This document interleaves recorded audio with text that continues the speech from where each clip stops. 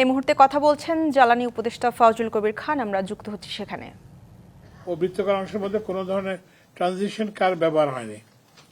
কমিটির অনুসন্ধানে মেট্রো রেলের এই এলিমেন্টের নকশায় ত্রুটি থাকতে বলে প্রতিমান হয়েছে। কার্ভ অ্যালাইনমেন্টের জন্য পৃথকভাবে মডেলিং ও অ্যানালিসিস করা হয়নি। সোজা অ্যালাইনমেন্টের মডেলিং ও অ্যানালিসিস দিয়ে কার্ভ অ্যালাইনমেন্টের জন্য নকশা প্রণয়ন করা হয়েছে।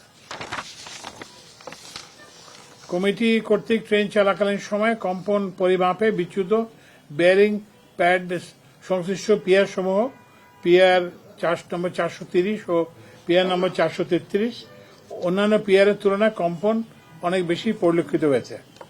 কার্ভ অ্যালাইনমেন্টের নকশার সম্ভাব্য ত্রুটির কারণে এই অংশে অযাচিত পার্শ্ববল ও সংশ্লিষ্ট কম্পন উদ্ভব হচ্ছে, যার সাথে বিয়ারিং প্যাডের বিচ্যুতির সম্পর্ক রয়েছে বলে মনে করা হচ্ছে। অনুসন্ধানে দেখা যায় যে কার্ভ অ্যালাইনমেন্ট